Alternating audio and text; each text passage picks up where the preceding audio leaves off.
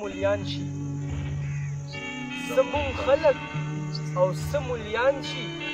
نو خامخا به جهان روان شي یو شیطان او بل د نن ډول انسان شي خامخا به جهان روان شي څه مونږ خلک او څه مولیان شي خامخا به جهان روان شي یو شیطان او بل د نن ډول انسان شي خامخا به جهان روان شي یو زمیندار چې اذان واورېدو لمونځ له روان شو جومات ته یو زمیندار چې اذان واورېدو روان شو د جومات ته هلته جګړه د مولیانو وه مجمع د امیانو وه د خدای په کور کې شور جوړ شو د خلکو یو دم زور جوړ شو د خدای په کور کې شور جوړ شو د خلکو یو دم زور جوړ شو مولیان شول په کنځلو په لعنت چې کاریان شي خامخا به جهان روان شي مننه وایي یو زمیندار چې اذان واورېدو روان شو د جومات ته هلته جګړه د مولیانو وه هلته جګړه د مولیانو وه مجمع د امیانو وه د خدای په کور کې شور جوړ شو د خلکو یو دم زور جوړ شو مولیان شول په کنځلو په لعنت چې کاریان شي خامخا به جهان روان شي او دا دروغ نه دي خلکو په دې سترګو مې لیدلي دا دروغ نه دي خلکو په دې سترګو مې لیدلي په غوږو مې اورېدلي ځکه ما دي دا لیکلي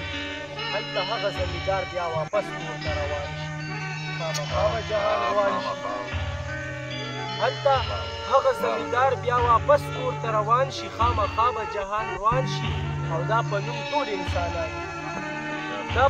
ټول انسانان دي حقیقت کې حیوانان دي په جومات کې کړي شرونه بې ادبه ګستاخان دي دا په نوم ټول انسانان دي حقیقت کې حیوانان دي په جومات کې کړي شرونه بې ادبه ګستاخان دي که تبلیغ دی نو نیک کار دی که پیران دي نو نیکان دي او دا چې شر یې دی جوړ کړی چند یو څو دا مولیان دي دا چې شر یې دی جوړ کړی چند یو څو دا مولیان دي ښه خبر دي د هر څه نه په غضب که پاک سبحان شي خامخا به جهان روان شي ښه خبر دي د هر څه نه مننه ښه خبر دي د هر څه نه په غضب که پاک سبحان شي خامخا به جهان روان شي او د قربان ملنګ نظر کې دا شاعري به لاسوک داسې کوي فرمان کسکره عادت زده که د سړو دا ته چې کله وې چې نخو خو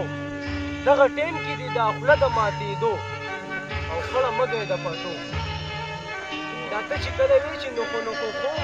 نو خړه مګی د پټو او چې دا ستا غوندې شاعران شي نو خامخا به جهان روان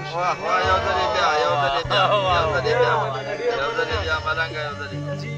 د قربان ملنګ نظر کې دا شاعري به لاسوک داسې کوي او فرمان کسکره عادت زده که د سړو ګینې ډزې به درته کومه زه پخپو دا ته چې کله وې چې نخو خو دغه ټیم کې دي دا خوله د ماتېدو او خړه مګی د پټو خو دا ستا غوندې چې شاعران شي نو خامخا به جهان روان شي